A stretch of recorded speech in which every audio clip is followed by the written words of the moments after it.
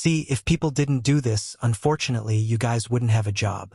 Well, there's a lot of truth in that matter. Let me tell you. This case takes place in Tasmania, Australia on the April 28, 1996. Martin Bryant was a 28-year-old man who was born in Hobart on the May 7, 1967. From a young age, Martin showed signs that he was different. He grew up in a normal and loving home. Despite this, Martin would reject physical affection from his parents, and he didn't seem to want to bond with them. He would often self-isolate, a problem that became more apparent when he entered school. He was slow to develop speech, had difficulties making friends, and was often aggressive. In August of 1977, he was suspended from the Newtown Primary School. Following his suspension, he was assessed at the Hobart Diagnostic Center. It was in this assessment where Martin spoke about harming and torturing animals and that he enjoyed tormenting his sister. When Martin was around 10 years old, he was hospitalized. He was playing with some fireworks and accidentally severely burned himself.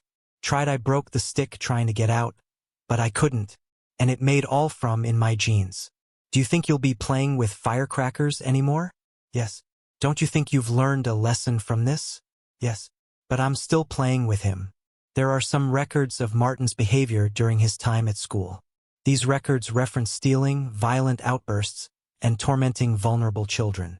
It's noted that he enjoyed picking on these children and took much delight in their discomfort. At this time, he was thought to be hyperactive, and Martin was placed on medication. However, Martin would later say that the vast majority of his memories from school are of being by himself, being ignored by other children, being viciously bullied, and being scared to go to school.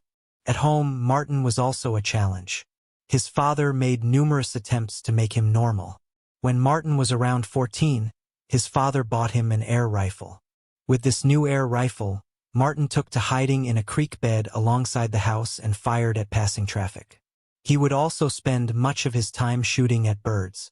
If he was able to hit a bird, he would approach the carcass and fire many more shots into the bird. Martin was assessed and was found that he had an IQ of just 68, and that he had the emotional and intellectual capacity of someone much younger than himself. They also determined that he could be schizophrenic. By the time Martin left school, he was given a disability pension, as he was deemed to be unable to hold down a job because of his impairments. To make some extra money, Martin would do odd jobs for people such as gardening or cleaning. It was doing these odd jobs that Martin would meet a woman named Helen Harvey in the year 1987. Helen was the heiress to the Tatasso lottery fortune. She was a considerably wealthy woman and owned a number of properties. Helen was in her 50s and was known as a rather eccentric and isolated woman. She lived with her mother in one of her mansions, which was at the time quite run down and the garden needed attending to. Helen employed Martin to look after the garden and to do some basic cleaning. But as time went on, the two became very close and developed a strong friendship. Martin would later say that Helen was his only true friend. In July of 1990, Helen's mother passed away. Following this, Martin moved into the mansion with her. Inside this mansion was over 40 cats and a dozen dogs. The two would go on expensive shopping trips and would spend large sums of money. Money was now no issue for Martin, but despite this, he still collected his disability allowance. To be able to collect this money, Martin needed to be checked by a medical professional. This medical professional noted the following. His father protects him from any occasion which might upset him as he continually threatens violence. Martin tells me he would like to go around shooting people. It would be unsafe to allow Martin out of his parents' control. Helen would often drive Martin around. On a number of occasions, while sitting in the passenger seat, Martin grabbed the wheel and turned it, causing the car to crash. Crashing the old car, however, was no big deal, as Helen was the recipient of a steady and substantial income from the Adams Estate Trust. A car salesman would later say that he remembers selling Helen a number of vehicles. She would come in always accompanied with Martin. At the beginning of every month, she would just buy a car on a whim. However, when the monthly income from the trust run out, she'd take the car and sell it. And then when the next month's payment came in, she would go in and buy another car. Transport Tasmania records indicate that she owned in excess of over 50 vehicles during the period of time that she was friends with Martin. In October of 1991, Martin moved to Copping to a farming property where he lived with Helen. It's reported in court documents that Martin kept a small pig in his room at night until the pig got so big that it was no longer possible. It said that one of his favorite movies was Babe, but he could have kept the pig in his room for a more twisted reason, as you'll find out later in the video. Whilst living at this farm, Martin would sometimes fire his rifle at unsuspecting tourists as they stopped near the market stalls on the highway. Some reports also mention that he even shot at a neighbor's dog. On the October 20th, 1992, Martin and Helen had gone for a drive to purchase some groceries. As they were driving back, the car veered onto the incorrect side of the road and collided with an oncoming vehicle. Helen was instantly killed in the collision, aged 59. Martin was badly injured. He was admitted to hospital and suffered fractures to his vertebrae, fractures of the ribs, and a head injury. Following this head injury, he was unconscious for over an hour, and for weeks after, he suffered from bad headaches. A scan was conducted on his brain, which is said to have showed no signs of brain damage. Despite the fact that Martin had caused previous crashes, there was no investigation into Helen's death, and he was never charged. Although Heather's neighbor, Barry, would later say that Heather once confided in him and told him that she couldn't drive faster than 35 kilometers per hour because of Martin's erratic behavior. She said, "One day he's going to end up killing me." Barry provided a statement to the police, but he believes it was never followed up or taken seriously. He also told the police that Martin had threatened to shoot him and his wife. He also believed that Martin was stalking his property at night. He would often find unexplained footprints around his property. As a result of this, Barry purchased a gun just in case Martin ever tried to attack his family. But this would not be the only strange death of someone close to Martin. After the death of Helen, Martin inherited her estate. He would now receive her trust fund payments and her properties. Before passing, Helen had written Martin into her will and given him absolutely everything. Martin was now incredibly wealthy.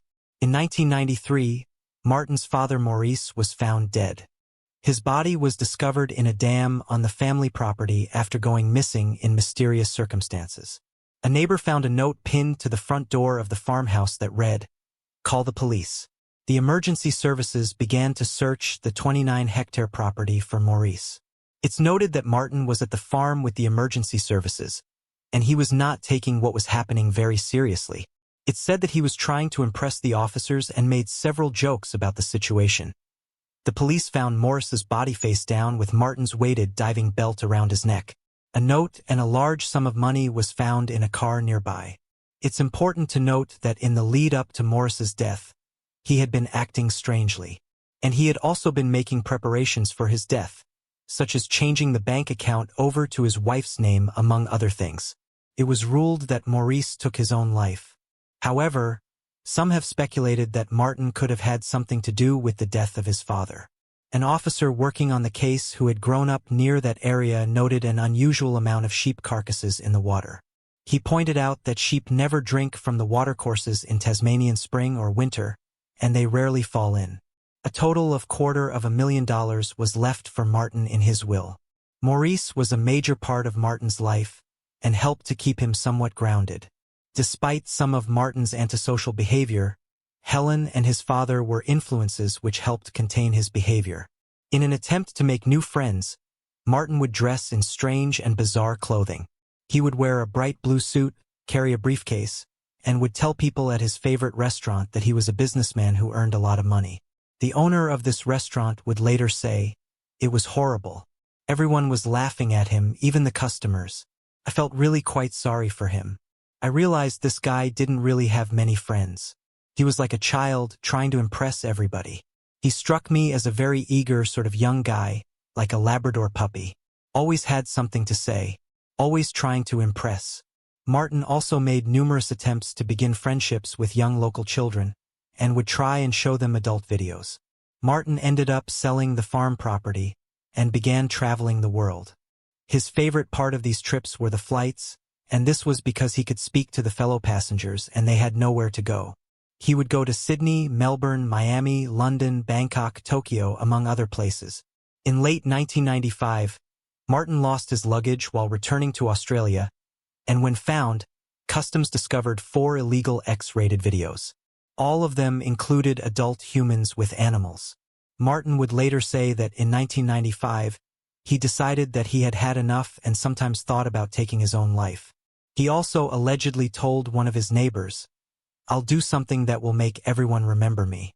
In early 1996, Martin began purchasing a number of weapons.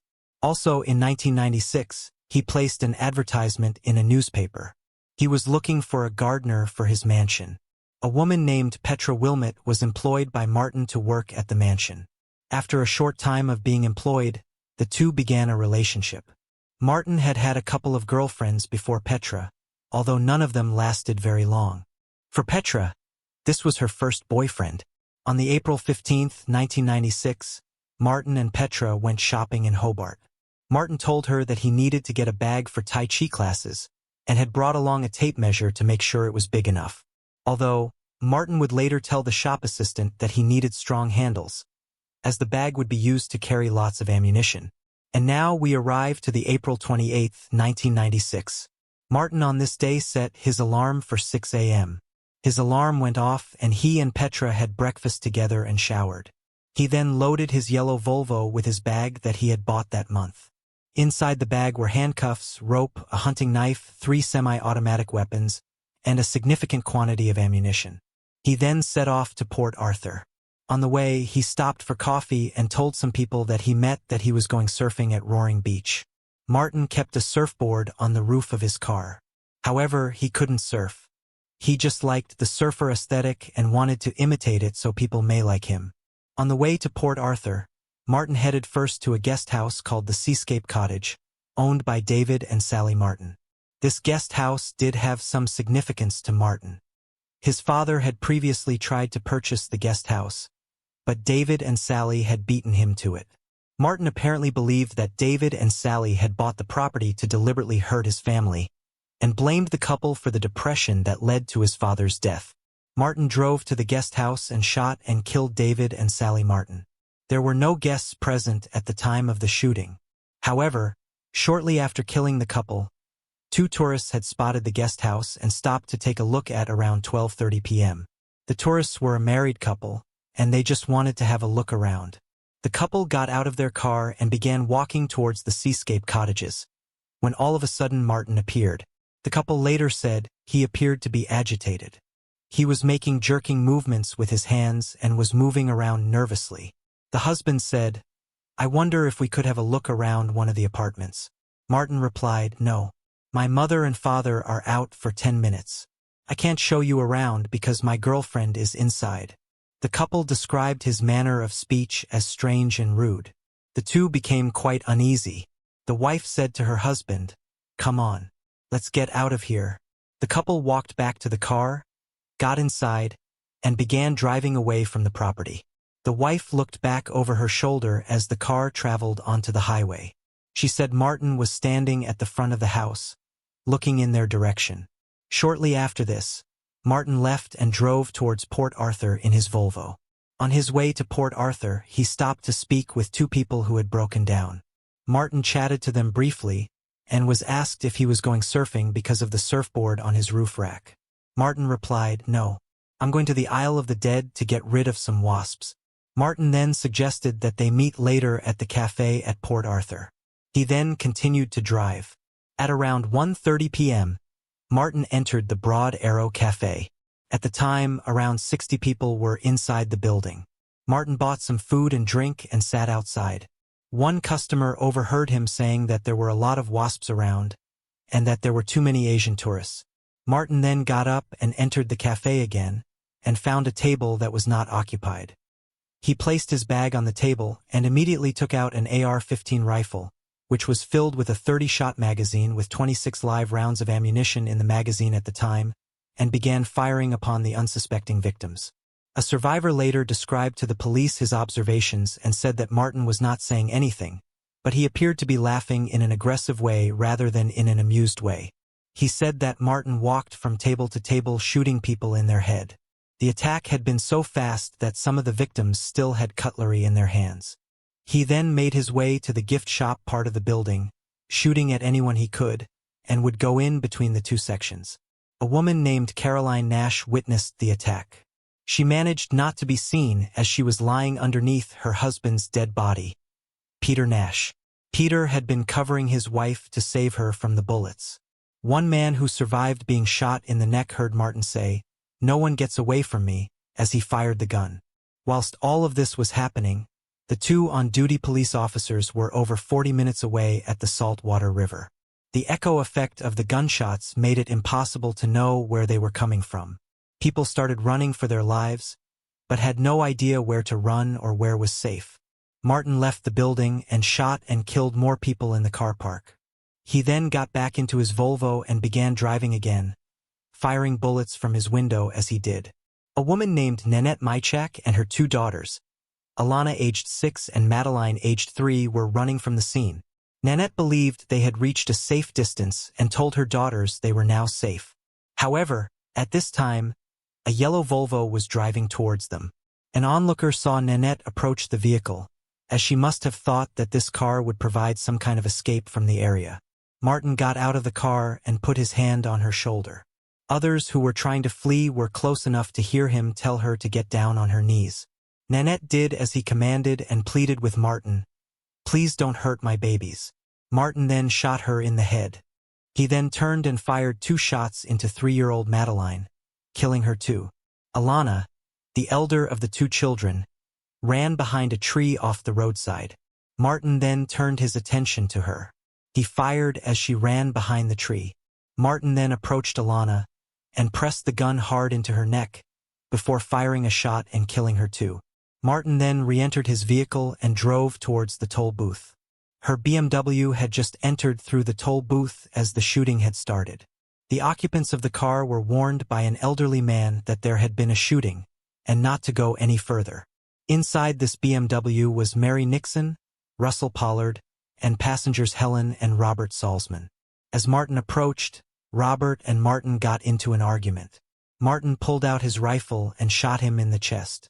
Upon seeing his friend being shot, Russell jumped out of the car, and he too was shot in the chest. Martin then walked round the BMW and shot both Mary and Helen and pulled them from the car. Martin transferred ammunition, handcuffs, the AR-15 rifle, and a fuel container to the BMW and took off, leaving his Volvo behind. Martin, now in a BMW, drove to a petrol station. There, he blocked a couple in a Toyota who were trying to get onto the highway. A man named Glenn Perez was driving the car with his girlfriend in the passenger seat, Zoe Hall. Martin got out and rushed towards the car with the rifle in his hand and tried to pull Zoe from the car. Glenn got out and tried to stop him, but Martin raised the gun and forced Glenn into boot of the BMW and locked him inside. As Zoe tried to escape, Martin shot her in the neck and killed her. With Glenn in the boot, Martin drove the BMW at high speed along the highway and returned to the Seascape guest house. On the drive there, Martin shot at a number of passing cars. As Martin pulled up, another car passed by. Inside this car was a young woman and her boyfriend. As she drove closer, she noticed a blonde-haired man standing near the BMW, and this was Martin. Holding the gun by his side, she thought at the time that he must have been waiting for them to pass so he could shoot rabbits or some other animal. She slowed down further until she saw Martin aim the weapon and fire a number of shots. One of the bullets entered into her right forearm, essentially blowing her forearm to pieces. Despite this horrific injury, the couple managed to get away. Martin continued to shoot at passing cars. The police had already been notified about the Port Arthur shooting. However, due to Martin shooting at passing cars, they now knew where he was, and they made their way to Seascape Cottages. After shooting at numerous cars, Martin removed Glenn from the boot, set the BMW on fire, and brought Glenn inside the guest house and handcuffed him to the stair rail. The police moved in and surrounded the area, and a standoff ensued. But first, a scene of horror and carnage in the Tasmanian town of Port Arthur tonight, where as many as 25 people have been shot dead in Australia's worst massacre. At least 15 people are wounded, and the gunman who's still holding police at bay is thought to be holding at least one person hostage. Most of the victims are reported to be tourists visiting the historic penal colony at Port Arthur. The police tried to negotiate with Martin for several hours. Martin informed them that he had 3 hostages, when in reality he had one. The police believed that David and Sally were still alive. When speaking with the negotiator, Martin consistently demanded to be provided with a helicopter to take him to Hobart Airport. From there, he wanted to be flown to Adelaide, threatening to kill his hostages if these demands were not complied with. He said that when the helicopter arrived, he intended to take Sally with him as a hostage and release the others. "It's Terry again? How are you?" "I'm fine. How's things going in there, mate?" "Fine. Couldn't be better. Just like on a Hawaiian holiday." "Hawaiian holiday?" "Yes, that's correct, sir." "Oh, I'm sorry. I don't understand what you mean by that. I don't know myself." "No, I'm making up some sandwiches. These people have got salads and some bacon in there, right? Veg and eggs. I'm gonna fry up bacon and eggs for them." Hey, I've gotta go because this kettle's squealing downstairs, and I'll make a cup of tea now for the hostages." The standoff lasted throughout the night, and apart from a lull between the hours of 4 a.m. and 6 a.m. on the April 29th, Martin continued to shoot at officers from the building. Approximately 150 shots were fired at the police. At around 7:45 a.m. on the April 29th, smoke was observed coming from the building. It was soon engulfed in flames. At 8:25 a.m., Martin was seen running from the flames, removing his clothing that was on fire until he was totally naked. Martin then fell to his knees as the police rapidly moved in and arrested him. Martin was badly burned and was rushed to hospital. By the time the Port Arthur massacre came to an end, 35 people had been killed, and 23 had been injured. The flames were extinguished, and the guest house was searched. Inside the ruins of the guest house was the bodies of David and Sally Martin and Glenn. Due to the fire, their bodies had to be identified through dental records. It turned out that Glenn had been killed way before the fire had started and had been shot in the neck and stomach. After Martin was treated for his wounds, he was questioned by the police. However, he claimed he knew nothing about the shooting at Port Arthur, and claimed that at the time of the shooting he was away surfing. He told the police that he had been falsely accused and declined to participate in a video-recorded interview. For some time, Martin refused. However, his lawyer convinced him to speak. On the July 4, 1996, investigators conducted an interview with Martin. The transcript of this interview is available online if you search for it. During the course of this interview, which was recorded, Martin admitted that he owned the AR-15 that was used in the massacre, and admitted to kidnapping a male person and ordering him at gunpoint into the boot of the BMW, and then driving the vehicle to Seascape and subsequently setting it on fire. However, at all times throughout the interview, he insisted that he never went to Port Arthur on the April 28th, or that he had shot any person. Although, at the end of the interview, he accidentally slips up. I shall now play you the clip. As you can see, Martin thought he was being clever and thought the cameras were off, but they weren't. For mental health professionals assessed Martin's psychological condition. All agreed that Martin was suffering from a significant personality disorder, but he was not insane. And although Martin had an IQ of 66, his intelligence did not imply that he was sufficiently impaired to satisfy the criteria of diminished responsibility. Martin's lawyer, John Avery, tried to convince Martin that if the case went to trial, they would reach an obvious guilty verdict. Martin then decided to plead guilty to the murders, but not guilty to the multiple charges of attempted murder over those he injured. It's believed he did this to see his victims in court. This, however, would never happen, as on the November 7th, Martin officially pleaded guilty to 72 charges including murder, attempted murder, grievous bodily harm, kidnap, and arson. Martin's lawyer said to go to trial would have been absolute stupidity, but it also involved having all these witnesses, damaged people, come to court and give evidence where the outcome was always inevitable. What he wanted was to see the people he'd so grievously maimed to come to court and say it was him. He wanted to be the center of attention. Martin told his lawyer to offer no explanation for the massacre, and to this day, Martin still has not given a reason. Martin was handed down 35 life sentences, plus 1,652 years without parole. The Port Arthur massacre is the third deadliest mass shooting in history committed by a lone gunman, and the name Martin Bryant is incredibly infamous in Australia. An excerpt from the court documents reads as follows. For those who lost family members or friends, the nature of the impact of the crime include emotional, social, physical, and financial harm. The emotional impact ranges from sadness and disbelief to anger and bitterness to extreme grief. Some are considering ending their lives. Some have been prescribed antidepressant medication and sleeping tablets. The families of the victims have expressed feelings of powerlessness and frustration, feelings of loss for even those surviving members whose lives have fallen apart. They have described their lives as being totally destroyed. Many complained of loneliness and feeling trapped. Many who were also at Port Arthur with their now deceased loved ones suffer with reoccurring nightmares and flashbacks. This tragedy has also impacted upon people's social existence. Some victims have said they feel isolated, and they have feelings of not being loved, of being socially insecure, and some point to describing themselves as agoraphobic. Many find that they are easily prompted into a bout of uncontrollable crying, and some have said they experience feelings of guilt when enjoying life. Some have increased or started smoking and increased their alcohol consumption, and many families and friends of deceased victims are receiving ongoing counseling. The names of the victims who were killed that day are on screen now, along with their ages. As a result of the massacre, a number of changes happened in Australia. Gun laws were amended and a buyback scheme was rolled out. 650,000 guns were brought in and destroyed. Those who brought in guns were compensated monetarily. The buyback cost was $304 million in compensation and $63 million in administration. There are some people who believe that Martin is innocent and that he was framed, pointing to the fact that there was no trial, and also claiming that none of Martin's DNA evidence was found at the crime scene. There are also claims that several witnesses did not identify Martin as the shooter. They also find it hard to believe that a man with an IQ of 66 was capable of committing such an attack.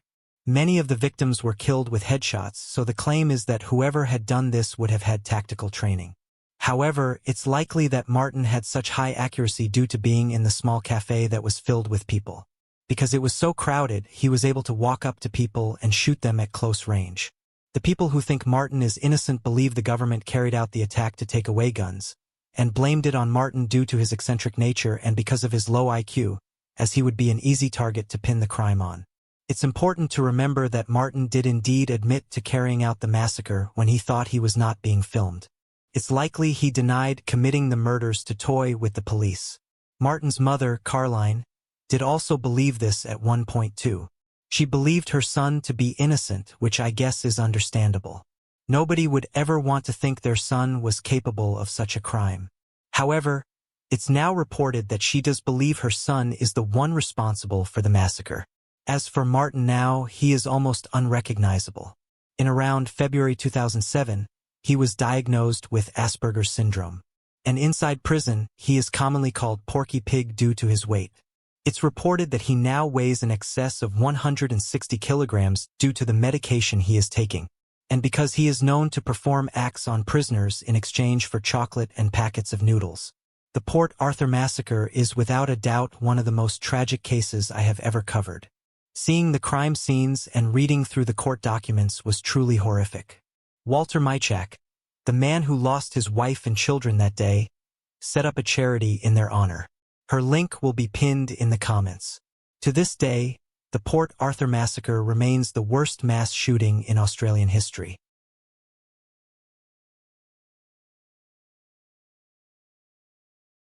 A man looked out of his window and saw one of his neighbors in a frantic state. He rushed out to see what was wrong. The young man said that something was wrong with his family members. The man went inside the house to see what was wrong. He walked into the bedroom of a woman named Jennifer, and there, he saw a sight that would scar him for life. The investigators would later say that the murder scene was so disturbing and gruesome, it left them traumatized and led some of them to retire early. This case takes place near Wollongong, New South Wales, Australia, on the March 12, 1996. The man left the house and comforted the 18-year-old, who seemed to be in a serious amount of distress. The teenager's name was Matthew Degrouchy. The emergency services soon arrived and Matthew was in such a bad state after what he saw that he was taken to hospital after he collapsed from stress. Inside that house was Jennifer Degrouchy. She was a 41-year-old woman and the mother to Matthew. Her lifeless body was found laying in her bed. The sheets were saturated with her blood. Someone had entered the room while she slept, looked down on her, placed a pillow over her head, and used a weapon to bash her in the head. Jennifer suffered extreme head and facial injuries, so extreme that the coroner required blood samples to identify her body. She had been hit so hard and so many times that her head had been completely caved in and her actual brain was seeping out of the cracks in her skull and had spilled onto the pillow too. But tragically, she wasn't the only victim in this. As the police went through the house, they found two other victims. Sarah Degrouchy, Matthew's sister, who was only 13 years old. She had suffered the same fate as her mother, but the attacker was not as ferocious. She was found in her bedroom with extreme head and facial injuries.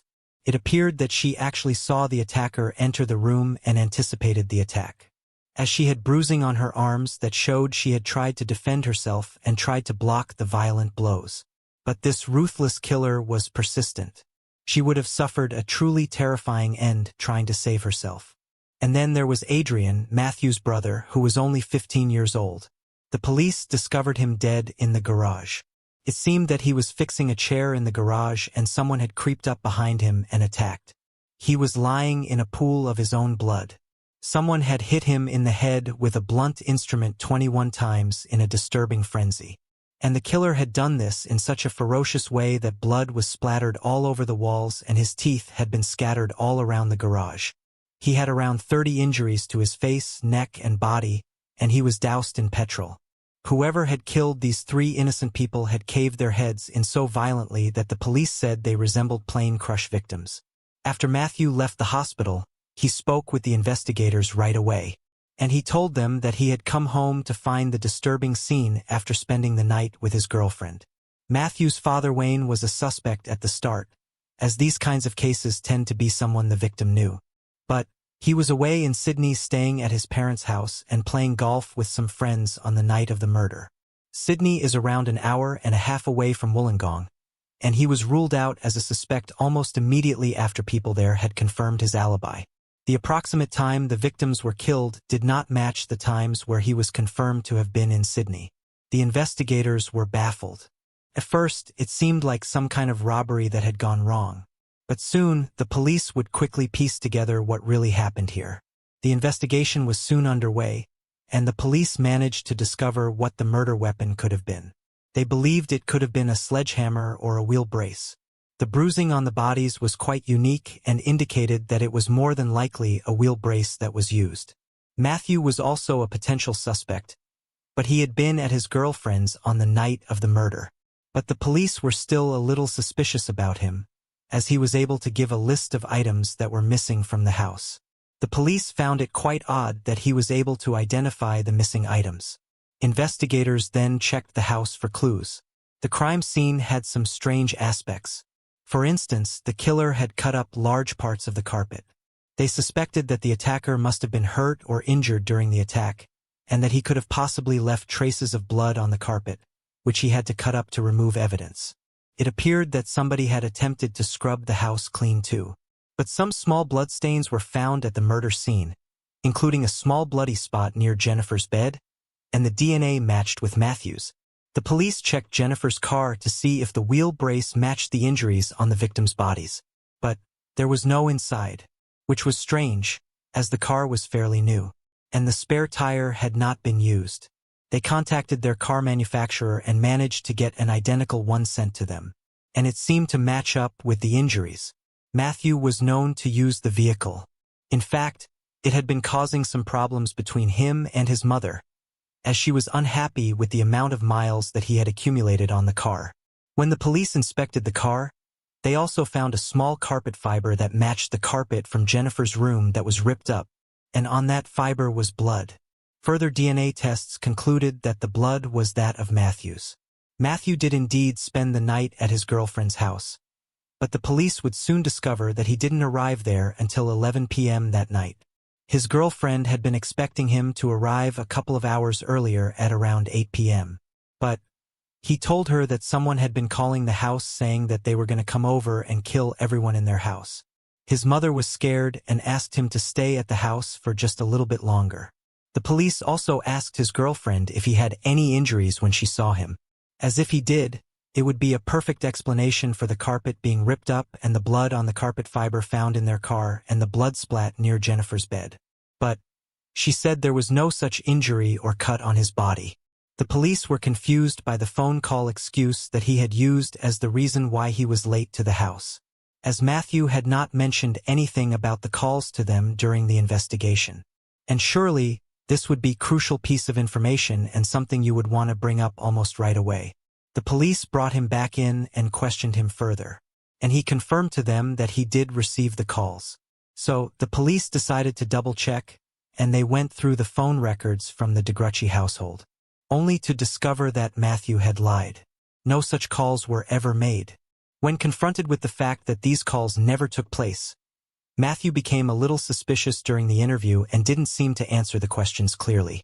This is an electronic recorded interview between Detective Sergeant DJ Sharkey and Matthew Wayne Degrouchy. When the call's made, I was just trying to clarify myself. Phone rings. You pick the phone off out of the cradle. How long a time after pick the phone up does the line stay open? When it just hit the pins. So are you saying that they hang up soon as you pick the phone up? Is that what happens? Well, as soon as you pick the phone up to put it to your ear, you just hear the beeps. A couple of weeks later, after the murders had taken place, the police discovered a sports bag in a reservoir containing the items from the house that Matthew said had been stolen. And they also found the missing pieces of carpet that were cut up from the Degrouchy household. There was also a note inside the bag too, but it had been torn up. When the police pieced it together, it turned out to be some kind of list with instructions that included open gate, open blinds, knife 1, have shower, hit arm with pole, hit leg with pole, cut self with knife. Adrian, Sarah, Mom. The police then analyzed and cross-referenced the note with Matthew's handwriting, and they confirmed that this was indeed Matthew's handwriting. The police also found out that some young boys had found the bag previously, and inside they had found a hammer which they took and kept. But, of course, they had no interest in pieces of carpet, so they threw the bag back into the reservoir. They kept the hammer and they messed around with it for a little bit. But at some point they lost it, and the hammer has never been found. 3 months after the brutal murder of his family, Matthew was charged on suspicion of triple homicide. All the evidence seemed to be pointing in one direction. The carpet fiber in the car with Matthew's blood and the to-do list were 2 crucial pieces of information that were used against Matthew. The police had come up with a theory as to how the blood had gotten on the wall and on the carpet. They theorized that Matthew was under so much stress and pressure and had exerted so much energy when attacking his family that he likely had a nosebleed that dripped onto the carpet, which is why he ripped it up and tried to hide it and why he had to clean the floors of the house. Matthew was found guilty of killing his mother, sister, and brother. The evidence against Matthew was overwhelming. He was sentenced to 21 to 28 years in prison. And now, the man who killed his own siblings and smashed his own mother's skull to pieces to the point where she was no longer recognizable and had brain matter spilling out of her head is now free. He was released in 2019. The now 43-year-old man was deemed fit for release by the New South Wales Parole Board.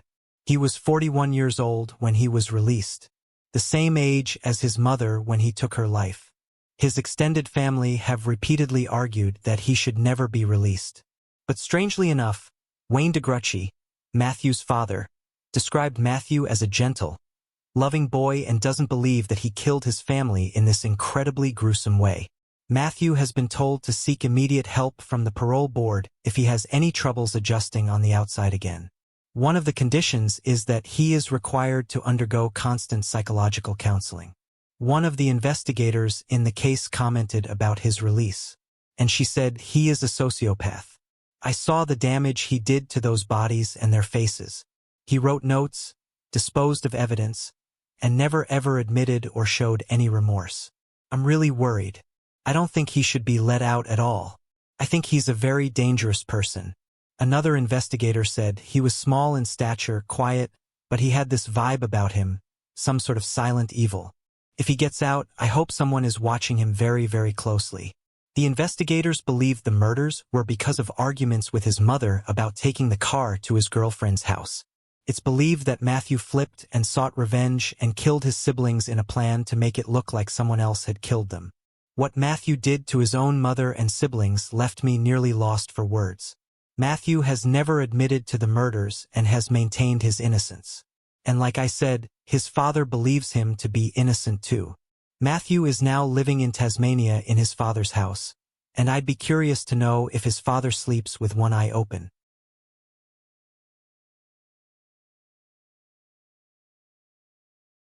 This case takes place in Sydney, Australia in the year 1988.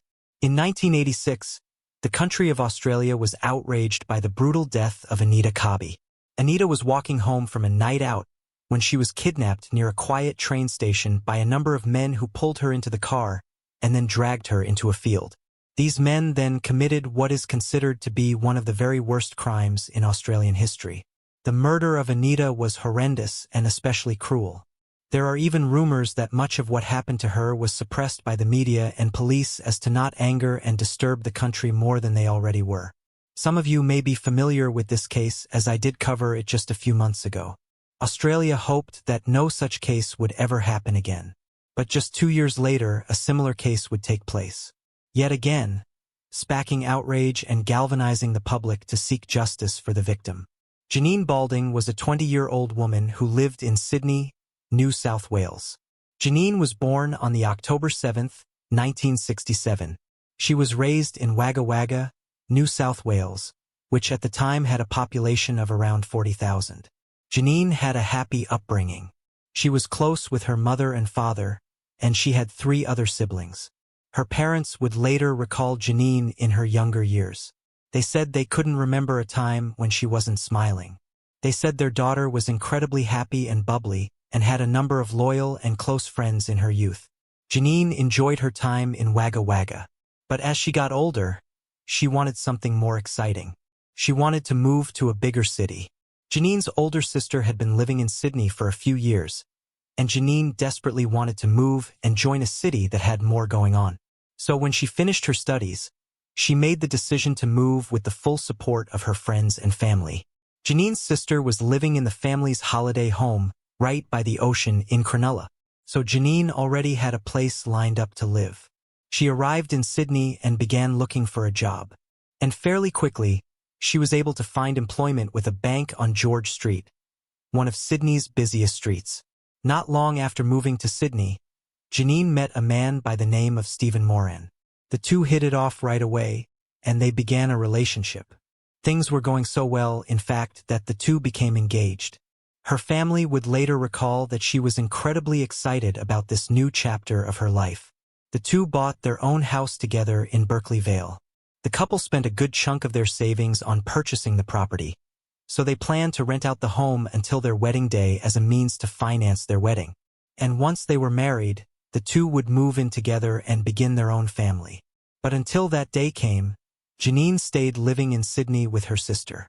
On the morning of the September 8, 1988, Janine made her way to work. She had stayed in her fiancé's house the night before, so she drove to Sutherland Station and left her car in the car park and took the train into Sydney to work.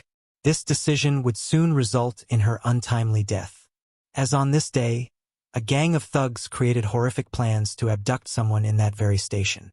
This gang included Matthew Elliott, a 16-year-old who was described as an uncontrollable youth, who ran away from his home in the western suburbs of Sydney.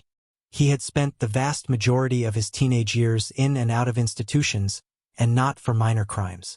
He had an extensive criminal record for someone of his age. This included arson, breaking and entering, assault, and theft. Another was 22-year-old Shorty Jameson.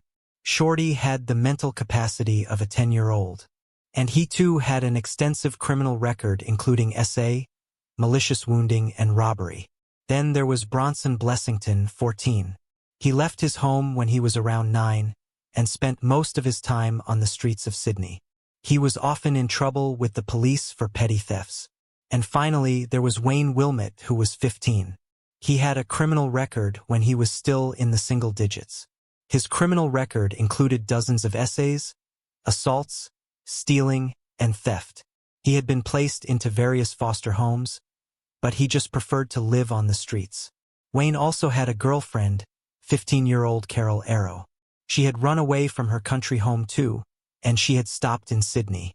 Carol had learning difficulties, and she would often associate with people who would take advantage of her. On the morning of the September 8, 1988, the gang all met up and began talking about the crimes each of them had committed, bragging about which one had committed the worst act. Then Bronson uttered some of the most vile words I have ever covered on the channel. He said, "Let's go get a Ciela and a pear." Of course, the usual reaction to such a suggestion would be disgust. But not for this gang. They actually believed this to be a good idea. None of them thought much about the moral implications of such a vile act, and they agreed to set out and do their best to bring the idea into fruition. As I mentioned earlier, the murder of Anita Cobby was still in the minds of many in Sydney, and it was in the minds of this gang. They knew that the best opportunity they would have would be to target a lone woman near a train station in the dead of night, just like what happened to Anita Cobby. So the gang made their way from Central Station to Sutherland Railway Station, the place where Janine had parked her car earlier that day. This particular spot would be a criminal's dream. It had parking spots in secluded areas that would be out of view from the public. During the train journey to Sutherland Station, the gang attempted to intimidate other passengers. They threatened a number of students on the train, telling them that if they did not give up their seats, they would smash their heads in. Shorty Jameson even found a lone woman on the train and tried his best to make her feel as uncomfortable as possible. He kept showing her an adult magazine and repeated vulgar phrases to her. The gang finally reached their destination at around 5 p.m. They waited at the station to find a victim, and it wouldn't be long until they did. 19-year-old Christine had just arrived to the car park right alongside the station. She walked towards her vehicle and searched her bag for her car keys. She opened the door, but just before she would get inside, she heard a noise. She turned around to see one of the gang members standing there, looking rather suspicious. She got into her car as the gang members approached. One of them asked Christine what the time was, and she replied 20 past 5. Christine knew that something was off. She became worried as flashbacks of Anita's murder came to mind.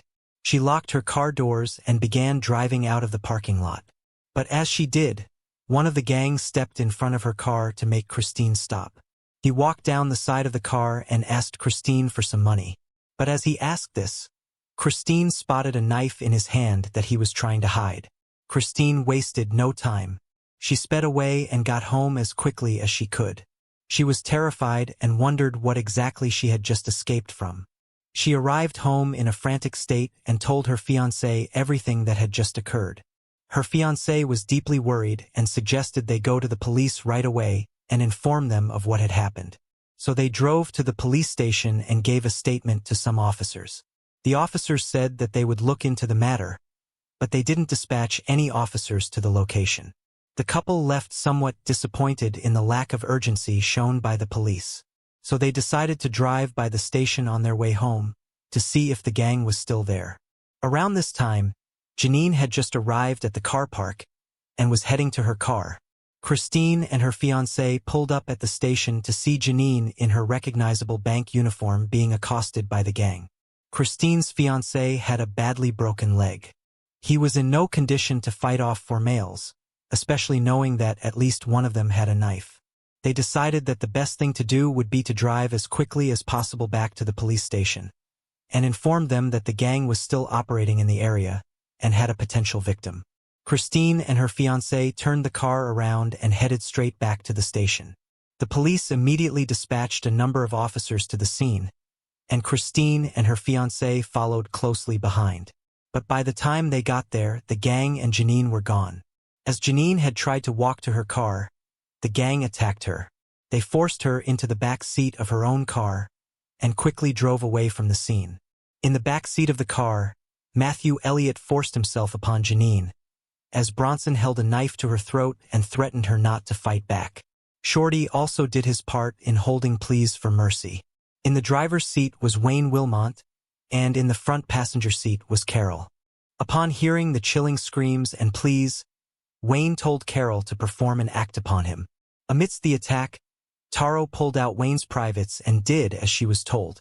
The three others in the back took turns committing vile acts upon Janine. Using the knife, Elliot sliced off Janine's clothing and threatened that he would cut her if she tried to do anything. They stuffed Janine's clothing into her mouth, so she wouldn't be able to make as much noise. They drove Janine's car for nearly an hour into the western suburbs, with each minute being described in court as hell on earth for Janine, as she was beaten and repeatedly essayed at knife point. One of the gang then said, "It's a nice night for a murder." They all began laughing and joking that they should kill her. One of the boys then suggested a location that he knew of that would be quiet, and that this would be the perfect spot to kill Janine without anyone seeing. He suggested a small dam near the main road that they were driving on. The gang pulled up at the area where the dam was located. Bronson, Shorty, and Matthew dragged Janine towards the water. She tried her best to resist and fight them, but she was powerless against 3 males. Janine was pushed over a fence, where she broke her wrist quite badly, making it even harder to fight back. Meanwhile, Wayne and Carol stayed in the car and continued to do what they were doing before. They had little interest in the fate of Janine and just how much she was suffering. The 3 others dragged Janine out of the sight of any potential passers-by or cars, and they continued to essay her again. Janine screamed out, so one of them grabbed her scarf and used it to silence her as the rest of her clothing was removed. After the 3 felt as if they were done with Janine, they realized that if they were to let her go, she would be able to tell the police everything, and they would be caught. They all agreed that they needed to kill Janine. One of them went back to the car, whilst the other 2 guarded Janine so she couldn't escape. They looked inside Janine's calf at anything they could use to kill her. They found some rope and then returned to Janine and the 2 others. The 3 hog-tied her. Janine's feet were tied together, and then the rope was wrapped around her neck and tightened so that her knees were under her chin. The rope was then wrapped under her knees again and pulled even tighter. The position would have been extremely painful and made it very hard to breathe. Janine was then dragged into the waters of the dam and drowned. The gang would later recall that it took some time for her to finally pass away. But once they knew she was dead, they decided to take all of her jewelry, including her engagement ring. They also looked in Janine's purse and found her bank cards, along with a piece of paper with all of her PIN numbers written on it. The 3 rejoined Carol and Wayne in Janine's car, and they drove away from the horrendous crime scene. But as they were making their getaway, Janine's car broke down. The gang abandoned it on the side of the road and walked the rest of the way. The gang then used Janine's cards to withdraw hundreds of dollars, and they shared it amongst themselves. Now on this night, Janine was supposed to be staying at her fiancé's home, as that's why she had parked in the station that she had been abducted in. When she didn't return home as planned, Steve thought little about this. He simply believed that she had finished late, or that she had made other plans, had stayed with her sister for the night. The following day, the police received a phone call. Someone had spotted what appeared to be an abandoned car. Officers were dispatched to the location, and what they found raised some suspicion. There was evidence that something was horribly wrong. Underwear were found in the back seat, and not far from the car was a handbag, which appeared to have been ransacked. The car's registration was linked to Janine's name, so they decided to call Janine's place of residence to see if she was okay. Janine's sister had been staying at her boyfriend's home that night, so she had no idea if her sister had made it home the night before. She quickly checked the flat they shared, but Janine was nowhere to be seen. They contacted her fiancé Stephen, who told the police that he had not seen her either, but that she was supposed to come back to his place the night before, but he assumed she had just made other plans. Officers then discovered that Janine didn't make it into work. Janine's parents were contacted back in Wagga Wagga, and they were asked if they had seen Janine, but they too had not. It was clear that something horrible had happened, and Janine was reported missing. An investigator was assigned to the disappearance. The very same lead investigator who had worked on the case of Anita Cobby. Although, it wouldn't take long to find the twisted individuals who were responsible for her death. The very same evening that Janine was reported missing, Matthew and Bronson were arrested by police. A social worker at the homeless accommodation they were staying in overheard the boys talking about a car they had stolen. The police were immediately called, and the 2 boys were arrested. They were questioned by investigators, but initially, the boys were only going to be questioned about the carjacking. But as soon as the officers sat them down, one of the boys pulled out of his pocket a switchblade knife and told officers that they had information on a missing woman. The two boys concocted a tale that some of their friends had murdered a young woman, and they said they could show the officers where the body was. The investigators took the boys up on their offer. They hopped into a vehicle and made their way to the dam where Janine had been murdered. And there they found the horrific crime scene. Janine's family were called, and they were told the devastating news. But Janine's mother and father wanted to make sure it was really her. They went to the morgue and confirmed their worst fears. The body was indeed their beloved daughter. It goes without saying that the family were distraught with grief. They just couldn't figure out why anyone would want to harm Janine. She had no enemies, and she was friendly to everyone she met. Now, this is something that I found to be incredibly touching. Janine's family were about to enter a nightmare that another family were all too familiar with. Anita Covey's parents Gary and Grace couldn't bear the thought of someone else having to go through what they went through with no guidance. They decided to reach out to Janine's family and offered them some much-needed support. They told them what to expect in the coming days, how to navigate the relentless media, and how the court proceedings would work. Gary and Grace were with the family every step of the way, something that gave them some much-needed comfort in such horrific times. Janine's family were incredibly grateful to just have some people who truly understood what they were going through.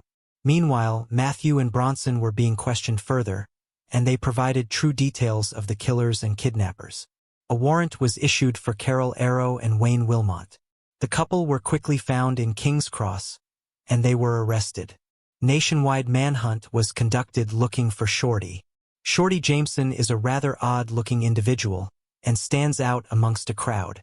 His mother had consumed alcohol and illegal substances before he was born, and they severely impacted him. He was quickly found and arrested in Queensland. All five were questioned about the murder. They all gave a similar story, but they all denied being the one who actually killed Janine. They all claimed that an individual by the name of Scott Aggies was the one who truly was responsible for the murder. They all murder. Scott was arrested and questioned by the police. He denied any involvement and seemed to be genuinely confused. He was able to provide a solid alibi. He had been with a number of social workers when the crime occurred, and this was confirmed.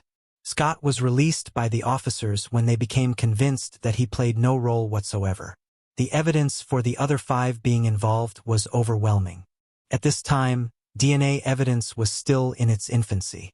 The United Kingdom was one of the leaders in this technology. So samples were taken of the five and was sent off to the UK to be tested.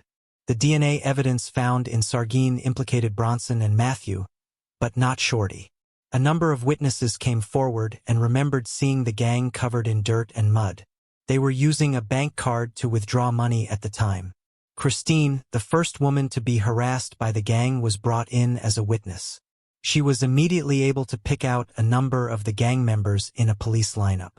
Wayne and Carol's fingerprints were found in Janine's car, linking them to the crime.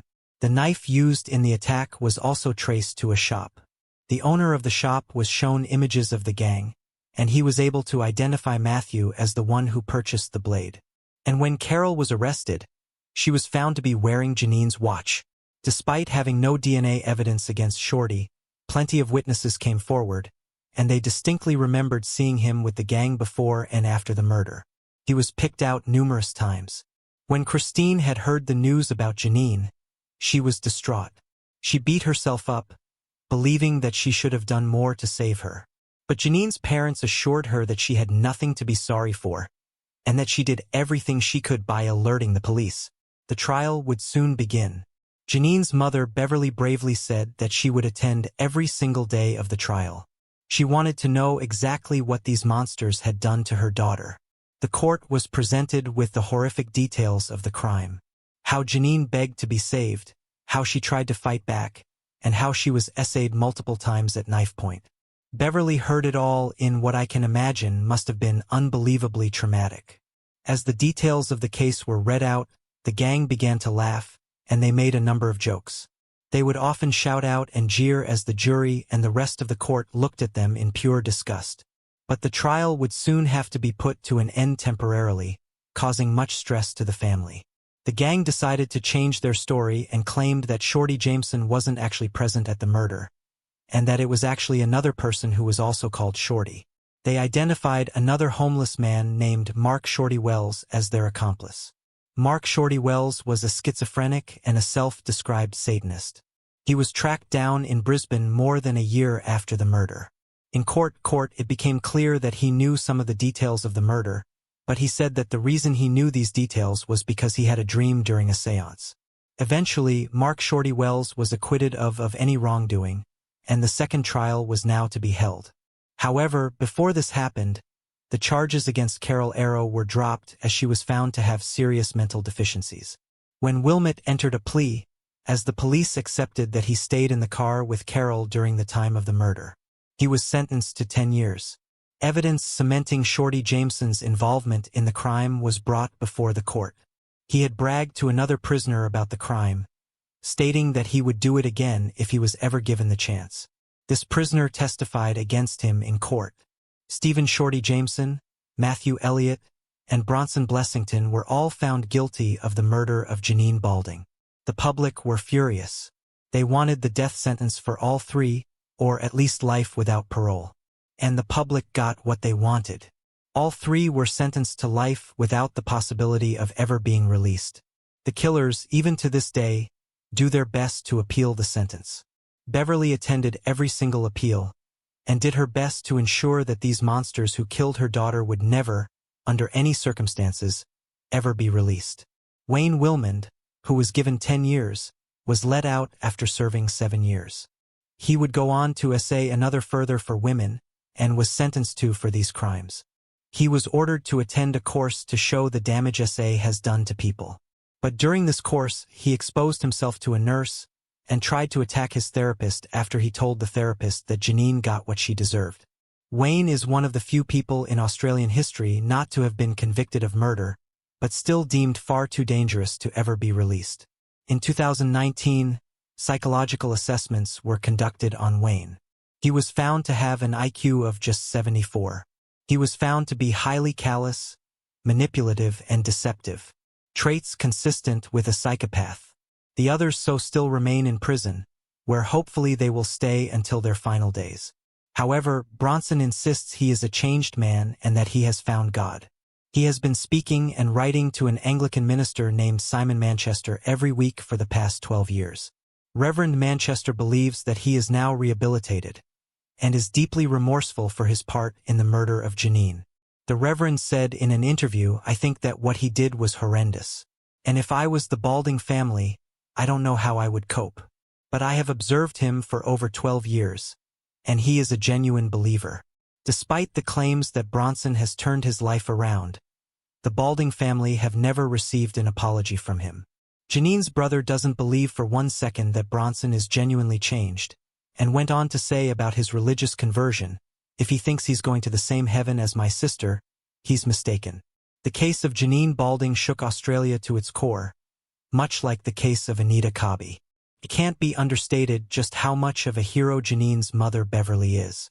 Despite it being incredibly painful, she fought to the end of her days to make sure justice was kept for her daughter, attending every hearing and appeal, and helping to push the legislation to prevent such criminals from ever being released. Beverly passed away in 2015. She is buried alongside her beloved daughter, Janine.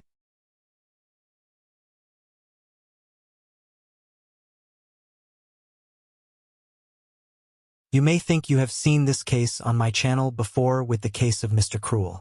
However, this is very much a different story, but with some similar themes.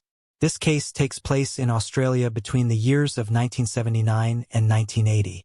On the December 10, 1979, a man who called himself Mark Chapman walked into a gun store in Burleigh Head and purchased a Glenfield .22 caliber rifle.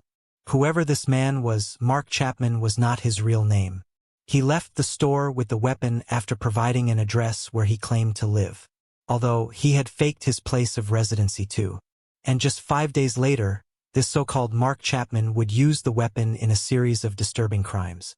On the December 15, 1979, in the scenic paradise that is the Gold Coast, a woman was abducted at gunpoint from her home. She was reading when a man wearing a balaclava broke in and forced her to get into the back of her car. He then drove them to the Gold Coast hinterlands, and once arriving in a secluded location, this masterman forced himself upon the woman in the back seat of the car. After this twisted crime, he then forced her into the boot of the vehicle, drove to a beach, and left. The hot summer sun was beating down, leaving the woman trapped in an intensely hot car with no way to get out. Thankfully, she was rescued when passers-by heard her screams and were able to take her to safety. The incident was reported to the police, where the woman gave a description of the man who was wearing a balaclava at the time, and police got to work right away to find the culprit. The investigators had a strong feeling that the masked man would strike again, and just 2 weeks later he would. In Cabarita on the December 24, 1979, the very same man ambushed a couple in their parked car. At gunpoint, the masked man SAD the woman in front of her boyfriend as he was forced to watch. After the attack was over, the masked man apologized and fled from the scene. The following day in Cabarita, another couple were attacked inside their car by a man wearing a balaclava. The woman was forced to bind her husband's hands. Once he was clear that they were now dealing with a serial attacker. Every victim described the attacker the same way, an athletic man with steely blue eyes and bushy eyebrows. They also claimed that he smelled of motor oil.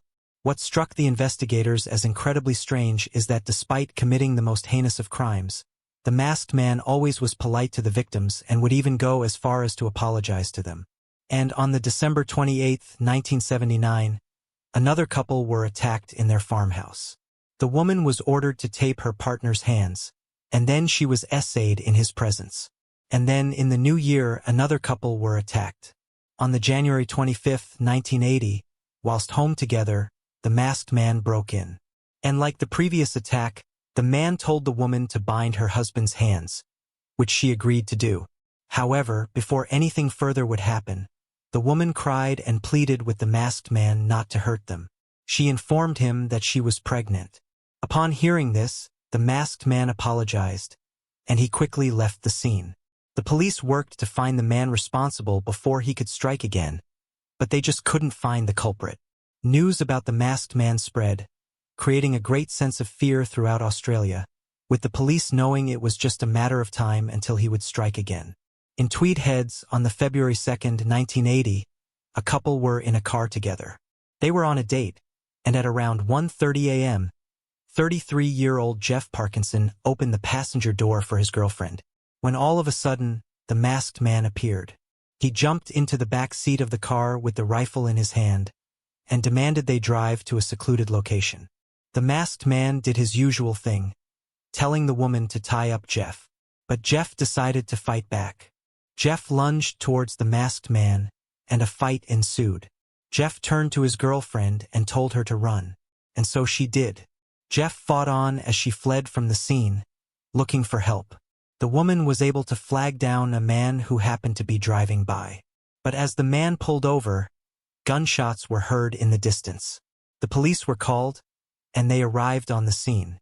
An officer recalls that day. I remember going there that night, and the scene was eerie. The woman was absolutely distraught. The officers found Jeff dead with 3 gunshot wounds. The masked man was now a murderer. The officer went on to say, "We'd known about him for a long time, but this was the first time he resorted to murder." Seeing Jeff's body next to the car alongside a quiet creek, I just said to myself, I've got to get this monster behind bars. And with this, the case of the Balaclava killer became one of the biggest manhunts in Australian history. He would strike again later that year. A woman in the Gold Coast was home alone in her flat on the October 31st, 1980. The Balaclava killer broke into her apartment and forced himself upon her before fleeing on a motorbike. After this attack, he disappeared, never to be seen again. The attacks launched a huge investigation. Due to the last attack, over 5,000 motorcyclists in the area where the attacks had occurred were interviewed by the police, and DNA was taken from hundreds of potential suspects. Despite their best efforts, the police still couldn't find the masked man. Investigators managed to track down the gun they believed was used by the Balaclava killer, and traced it to a gun shop at West Burleigh. The owner of the gun shop pulled up the records. And as I said earlier, the masked man had used the name Mark Chapman and had given a fake address. They had no way of finding him. The shop owner saw the man's face and described him looking similar to how the victims described him from what they could see through his homemade balaclava. He had the same eyes and hair color. But sadly, nothing else came from this information. And over the years, the case went cold and was closed. In February 2008, the case was reopened. DNA evidence was reviewed by police in hopes of solving the string of disturbing crimes, but their efforts proved to be unsuccessful. The lead investigator who attempted to track down the balaclava killer says that he often loses sleep over the fact he never found the monster. There is one theory as to who the balaclava killer could be: a despicable man named Ashley Colston. Ashley is an Australian triple murderer who is currently serving 3 sentences of life imprisonment for killing 3 people in Melbourne. In 1992. Now here is where things get rather strange. The balaclava killer stopped abruptly in the 1980s, which is when Ashley moved to Sydney. Ashley also owned a black motorbike and was known to frequent the area where the attacks took place. Ashley also shares a rare blood type with a person believed to be responsible for the crimes of the balaclava killer. And not only this, Ashley also had a .22 caliber rifle, the one that the balaclava killer would use in his attacks. He even bought the weapon with a fake name. At some point in the late 80s, Ashley traveled to Melbourne, and it's in the 80s in Melbourne when Mr. Krull began his reign of terror. Mr. Krull is the name given to an unidentified Australian killer who attacked 3 girls and murdered one in Melbourne in the late 80s and early 1990s before abruptly stopping. He was known to wear a balaclava during these attacks, and the police actually believed that the balaclava killer may have moved to Melbourne in the 80s. Mr. Krull began his attacks in the 1980s and abruptly stopped in 1991, and Ashley Colston was arrested in 1992. Neither Mr. Krull nor the balaclava killer have committed any further crimes since Colston's arrest. Whether or not Ashley is the balaclava killer and/or Mr. Krull remains open to speculation, but many have refuted these claims.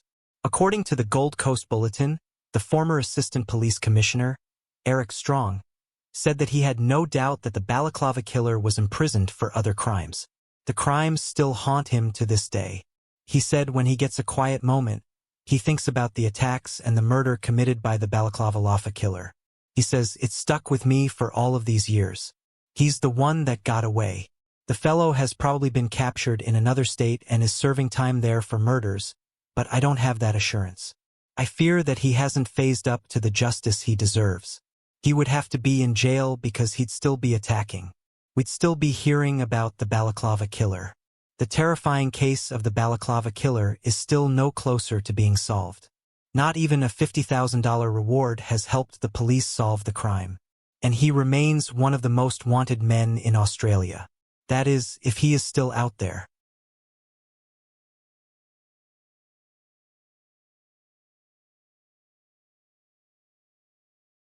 This case takes place in Australia in the year 1989. I have delved into numerous cases of serial killers from down under, finding them to be some of the most chilling and disturbing cases worldwide. However, this particular case stands out, not only due to its gruesome nature, but also because of the specific demographic targeted by the perpetrator.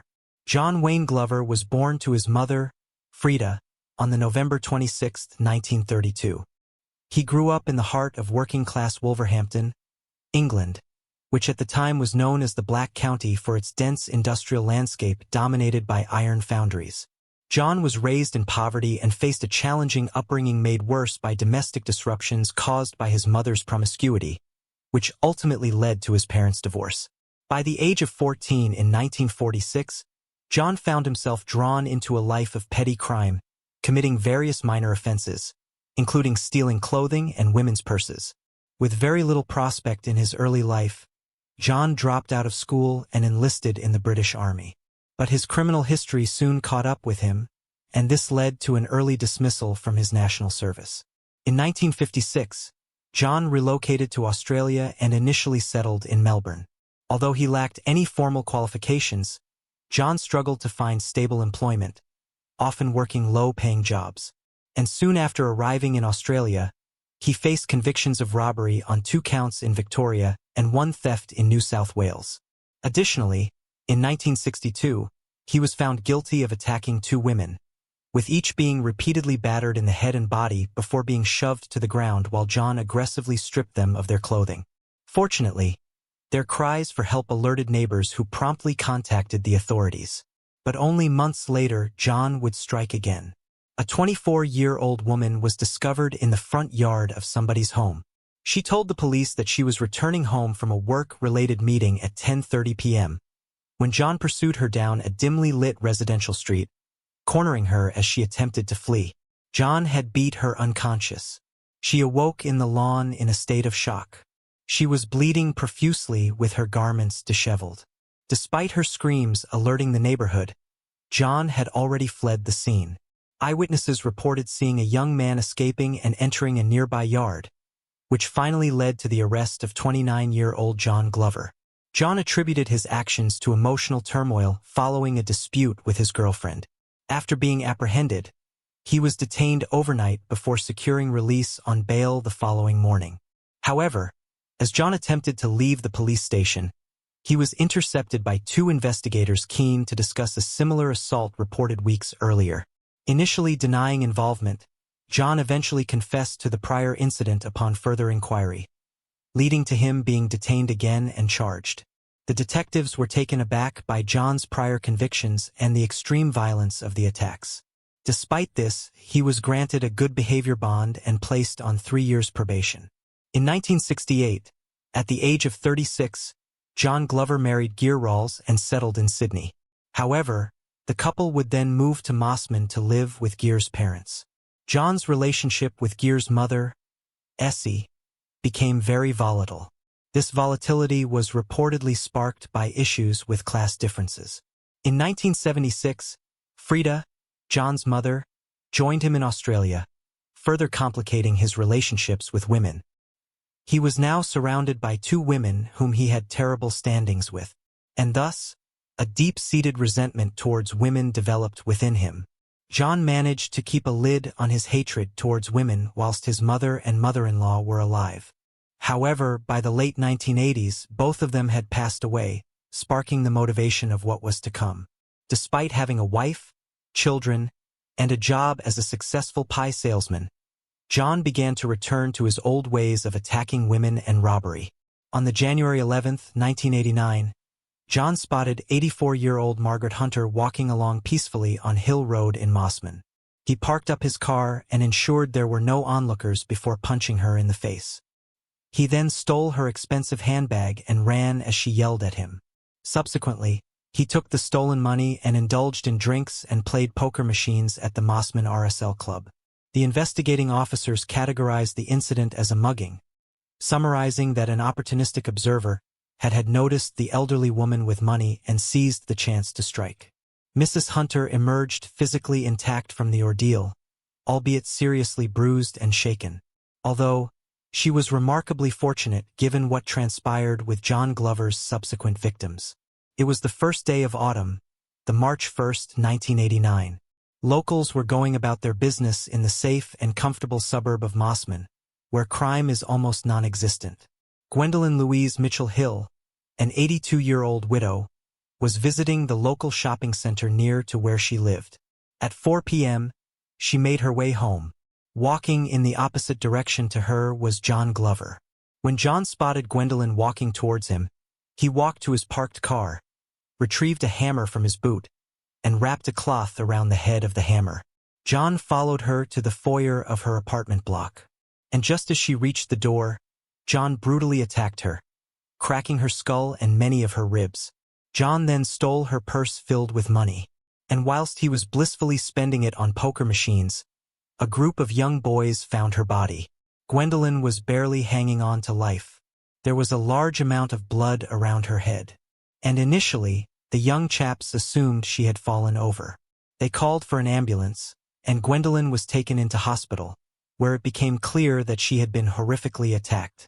Tragically, her injuries were too great, and Gwendolyn would pass away in the hospital later on. An investigation was soon launched. The police discovered that she had been robbed, but they did not suspect a link to the previous robbery of Mrs. Hunter. A forensic expert conducted the postmortem and found several injuries to the back of the head, including a laceration and a fracture along the midline. Another aspect of the attack was that Gwendolyn's underwear and tights had been removed, and her shoes were positioned neatly next to the door. Despite their intimate nature of removing underwear, there was no evidence whatsoever of SA, which initially baffled the investigators. Investigators returned to the scene of the crime to gather evidence, but it was too late. A group of good-intentioned neighbors had washed down the crime scene, thereby inadvertently washing away any evidence. Besides the spot of blood, there was little to no forensic evidence, and no murder weapon was found. The detectives were baffled. This was a brutal crime committed just meters away from the bustling main street in broad daylight, and adjacent a busy construction site. 2 months later, on the May 9, 1989, an 82-year-old lady named Lady Winfred Isabel Ashton was enjoying a night of lunch and bingo at the Mossman RSL Club. Following this, she walked to a nearby shopping center before heading to her nearby home. Unbeknownst to her, she was centered in the sights of John Glover. John stalked her while she walked down her driveway. All was calm in the life of Lady Ashton, until her sinister stalker was overcome with a bloodlustful rage. Lady Ashton was violently attacked, with her head being bashed against the concrete floor several times. She struggled for her life, leaving a gruesome crime scene behind. She was eventually found in the bin room. Her underwear and tights were removed, leaving her legs bare. This time, the tights were used as a weapon to strangle her, and her money had been stolen. The lack of an intimate motive confused and frustrated the police. Despite questioning everyone who lived in the area, no witnesses came forward to assist in identifying the offender. The news of this second murder drew media attention, highlighting the similarities with the Gwendolyn Hill case. In the close-knit community of Mossman, disbelief spread, as many residents struggled to accept that the perpetrator could be one of their own. The police launched an extensive search. The only lead the police had was a sighting of a person leaving the scene of Lady Ashton's murder, described as resembling an unkempt substance abuser with bad teeth. One theory arose that the culprit might be a juvenile, given the proximity of the murders to a high school. One psychologist involved in the case suggested that the perpetrator could be ex-military with a poor relationship with women. Consequently, high school students, naval personnel, and other military individuals were extensively questioned, resulting in a significant drain on police resources. Ironically, this diversion of attention proved to be advantageous for John. The elderly women in the area were understandably frightened, given the recent string of extremely violent crimes. Lady Ashton's purse was soon found in a nearby park. An onlooker saw a man leaving the purse and described him similar to how he was described before, but slightly older. While working as a pie salesman, John began preying on older women confined to their beds in nursing homes during his rounds. His first nursing home victim was 77-year-old Marjorie Mosley. He molested her on the June 6, 1989, less than a month after his last murder. He placed his hand under her nightgown, claiming that he was just adjusting her bedding. On the June 24th, John visited the Caroline Chisholm nursing home in nearby Lane Cove. There, he discreetly raised an older woman's clothing and fondled her buttocks. He then proceeded to insert his hands down the front of another woman's nightdress, caressing her breasts. He managed to flee after another one of the terrified women began to scream. Local police investigated these instances, although they were initially deemed unrelated to the Mossman murders because the police suspected a much younger man. And in these cases of SA, he was described as older. Also, whilst he may SA some older women and kill some others, he seems not to do both at the same time. 5 months would pass, and on an October afternoon, just after 4 p.m., 86-year-old widow Doris Cox was strolling along the footpath outside her apartment on Split Road in Mossman. On the other side of the road, John Glover was visiting the post office. John turned and spotted her walking.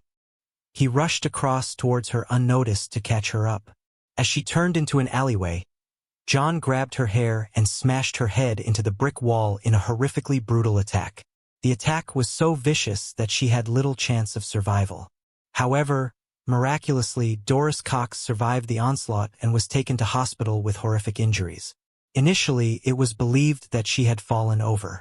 By the time doctors became suspicious and informed the police, the neighbors had already washed down the crime scene, complicating evidence collection once again. The police were excited at the prospect of interviewing a potential survivor of the serial killer. But unfortunately, Doris had no recollection of the attack. She was unaware of where she was attacked, how she was attacked, and who attacked her. As it turned out, Doris actually had dementia, to the extent that when a mirror was held up to her face so she could observe her injuries, she denied that the face in the mirror was hers. Some witnesses came forward saying that they saw a young male skateboard rider riding a skateboard down on the footpath outside this retirement village near the time of the murder. An updated sketch was produced, but again to John's benefit, as the profile was incorrect. This goes to show how witness sightings alone are not enough. By this point, the pressure on the police was mounting, and John Glover's confidence was only growing, making for a very dangerous time for the Mossman community. Several days later in Lane Cove, Sydney, a few kilometers from Mossman, John Glover was fated to meet his next victim. A 78-year-old woman named Dorothy Binky was walking down the main street of Lane Cove when she was approached by a seemingly very nice and polite man, John Glover. John offered to help her carry her shopping bag, and they both made their way to Dorothy's house. Dorothy was pleased with John's kindness, and so she offered to repay his favors with a warm beverage. Amazingly, John declined. It looked as though John had a moment of consideration for his actions and may have turned over a new leaf. However, this did not last very long. In fact, it didn't even last an hour. Soon enough, John Glover returned to the hunt. As he retraced his steps back to the main street in Lane Cove, he passed Margaret Powden, an 85-year-old widow. Margaret was totally unaware of his presence as she turned on an alleyway towards her home. John followed closely behind. He then pulled out his cloth-covered hammer and brutally attacked Margaret. Sticking to the same script, he then removed her tights and underwear again, and placed her walking stick neatly at the side of her body, leaving her alone on the ground, fighting for her life. This audacious act occurred in full view of an adjacent retirement village and a nearby school.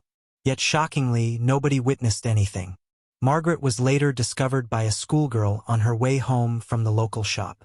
At first, the girl approached with curiosity, mistaking Margaret for a pile of rags, until she realized that blood was pooling from the injured head of Margaret as she lay face down. Shocked, the girl ran straight to her mother in the nearby apartment, who then rushed to the scene. The woman checked for breathing and then called an ambulance. Although Margaret was still alive when she was found, she was pronounced dead shortly after by medical services.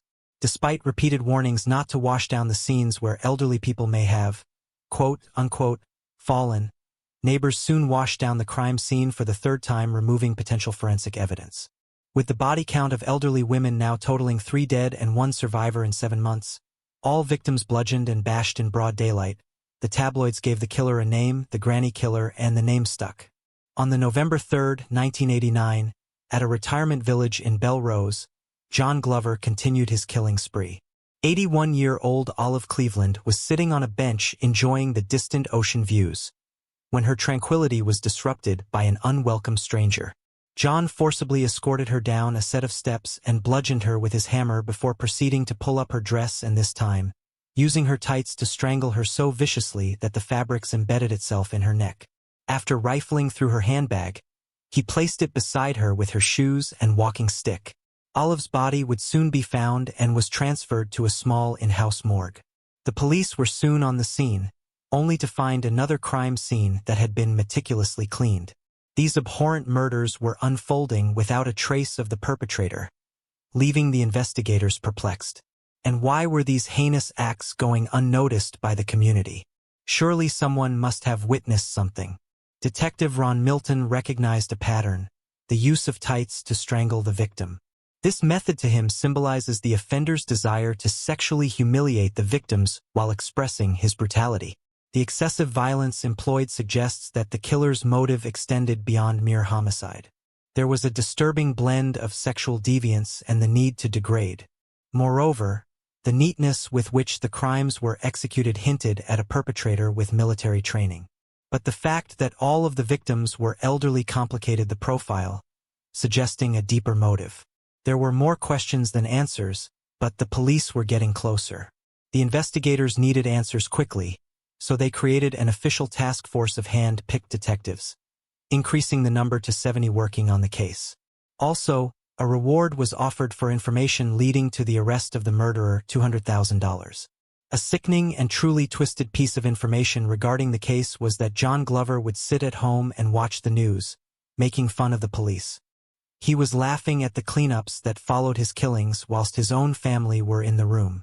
He had insights into what the police were thinking at all times through the intense media coverage of the killings. The granny killer was on a roll, and he wanted nothing more than to add an extra tally to his list of serial killings. The fifth victim was a sharp-minded 92-year-old woman named Muriel Beryl Falcona. Mrs. Falcona was a very strong-willed and fiercely independent elderly woman, who owned a very large Federation-style house down Muston Street, Mossman. On Thursday, November 1989, Muriel was walking home back from shopping.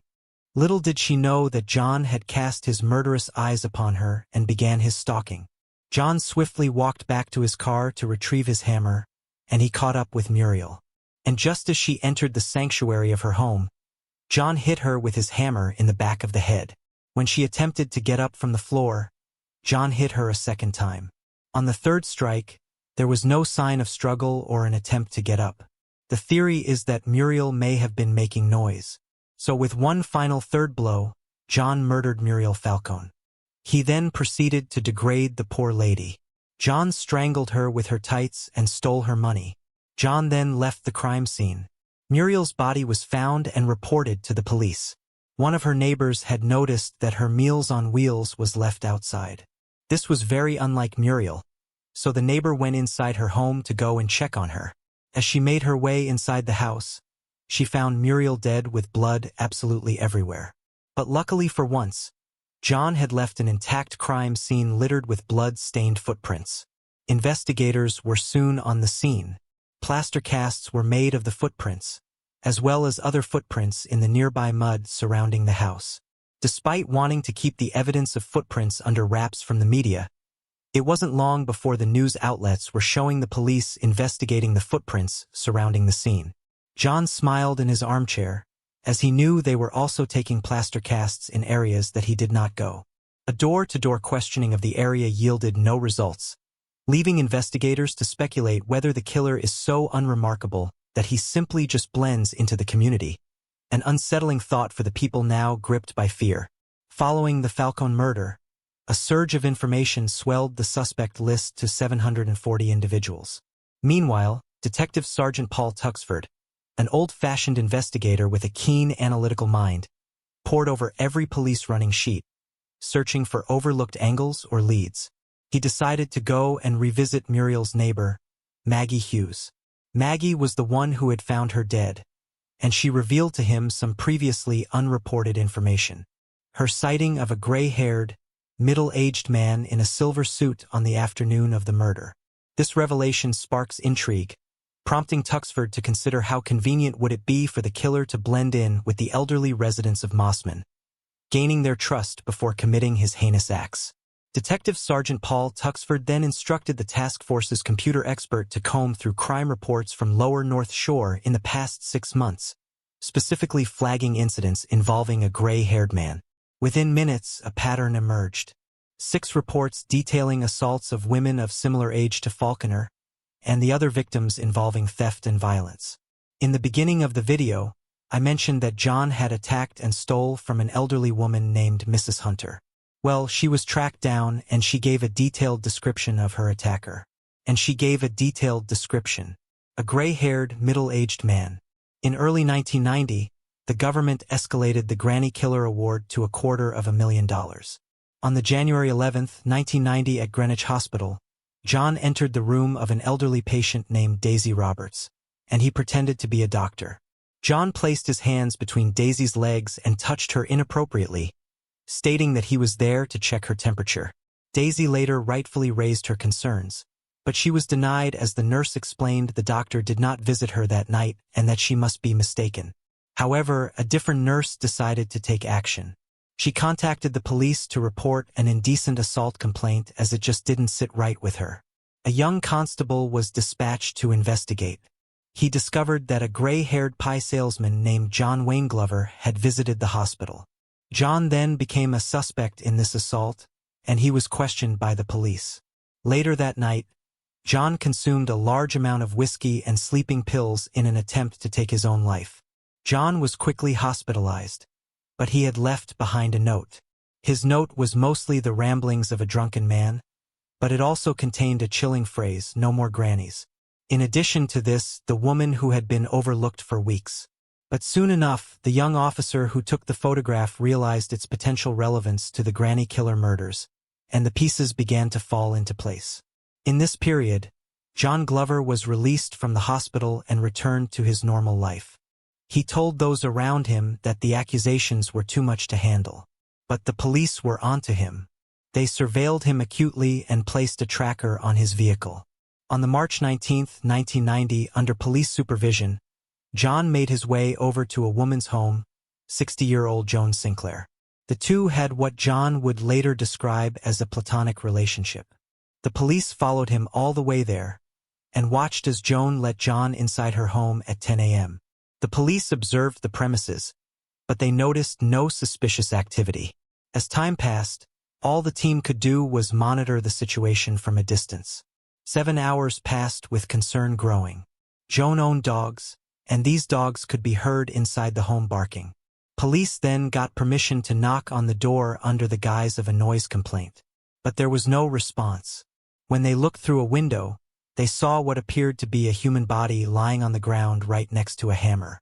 Once the police got inside, they found Joan dead in the hallway with evidence indicating John's presence. John Sinclair had been brutally murdered in the same fashion as the previous murders, with blood spatters everywhere and left on the floor having been strangled by her tights. The search continued cautiously until they found John alive, but unconscious in the bathtub. They confirmed he was still breathing, prompting immediate action.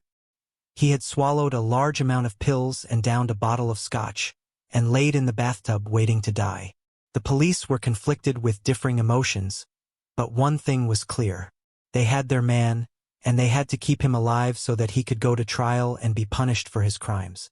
John Glover was able to be saved and found himself in front of a judge and a jury. John pleaded not guilty on the grounds of diminished responsibility.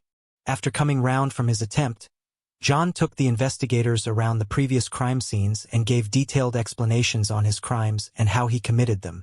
Mental health professionals believe that he had carried out these sickening acts due to his deep-seated hatred for his mother and his mother-in-law, and due to an addiction to gambling machines, as after every murder, he would steal their money and go and spend it in these machines. What you may find surprising is that John was ruled as sane. But the jury's swift deliberation ended with John Wing Glover being pronounced guilty of all charges, including the 6 murders, making him one of Australia's most prolific killers. A father, a husband, and now a convicted murderer, he received a life sentence with no possibility of parole, forever labeled as the Granny Killer. However, despite the resolution of John's reign of terror, detectives remain convinced that he had committed even more murders. The police suspect that John may have attacked and killed 7 other elderly women, 4 in Victoria and 3 others in New South Wales. With the Granny Killer incarcerated, one might assume the nightmare had ended. However, John had one final move to make. On Friday, September 2005, he took his own life by hanging himself in prison, shocking many of those around him. Despite his declining health, his sudden death caught everyone off guard, and would be seen as a final blow to the families of those he murdered. Now, it is well known that John Glover likely killed more people, and it could be possible that he left behind a sinister clue. Before taking his own life, John gave a visitor a hand-drawn sketch. In this sketch can be seen the number 9. Some have dubbed this the confession sketch, and believe that John was trying to play a game with investigators, letting them know that he is guilty of a further 9 gruesome, unsolved murders.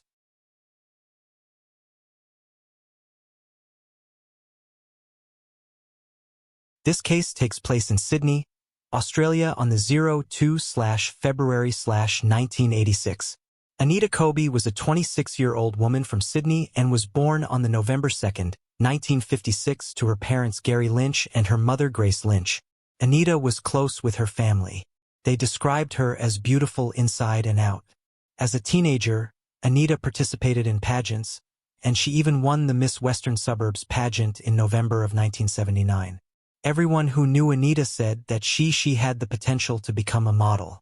Anita's mother was a nurse, and growing up, she didn't always have ambitions to follow in her mother's footsteps. But as she got older, she began to become more interested in the role and the opportunity to help people and to make a program at Sydney Hospital. Those who worked with Anita stated that she was a natural at the job, that she had a kind demeanor that put patients at ease. It was during her time there that she crossed paths with a fellow student named John Cobby. John would later say that when he saw Anita, he was immediately attracted to her. But he believed her to be so far out of his league that he didn't even attempt to ask her out on a date. He assumed it would be pretty much pointless.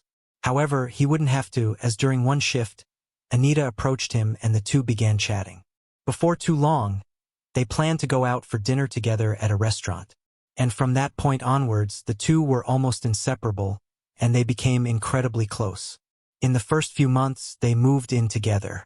The two dated for some time before becoming engaged, and soon after, Anita fell pregnant.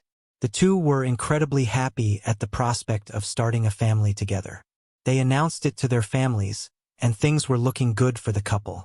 However, Anita tragically suffered a miscarriage. But despite this, the couple stayed strong. And in 1982, they got married among a close-knit group of friends and family. Instead of having a honeymoon, they decided to put the money they saved towards renting a house. They got 2 dogs and purchased a boat. After getting married, the two moved to Coffs Harbour. It's here when John began working with horses and training them. This endeavor happened to pay off for John. He placed a bet on one of the horses that he trained, and the bet came in.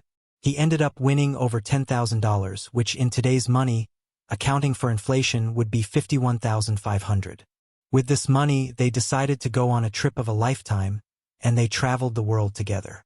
After some time traveling, John became satisfied with what they had done and what he had seen, and now he wanted to settle down and begin their family. However, Anita wasn't sure if she wanted this anymore. Her perspective had changed during their travels, something that is rather common. Anita and John found themselves on divergent paths, and in 1986, the couple decided to separate, recognizing Career and was living with her parents in Blacktown. Despite the separation between Anita and John, they remained amicable, and they cared for each other deeply. John would later describe the split as just more of a break than an actual full-on breakup. And by January of 1986, they were even considering the possibility of getting back together again. But they were taking things slowly. The couple even began looking for houses together to continue their lives. On the February 2nd, 1986, Anita was working in Sydney. On this day, she had finished her work at the Sydney Hospital at 3 p.m. before meeting up with some friends for dinner in Redfern. Anita then caught a train from Central Railway Station to Blacktown Station. She would usually call her father to pick her up.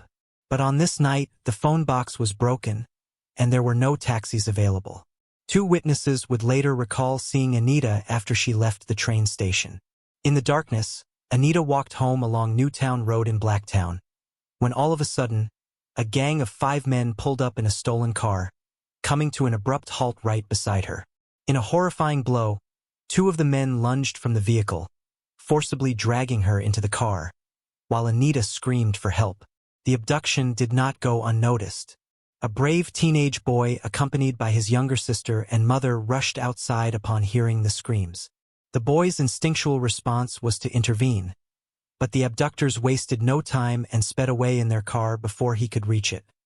He returned home and alerted the police about the horrifying spectacle he had just witnessed. The teenager recalled seeing the men inside the vehicle. He remembered seeing the men in the back seat sitting higher than usual. Their heads were almost touching the roof.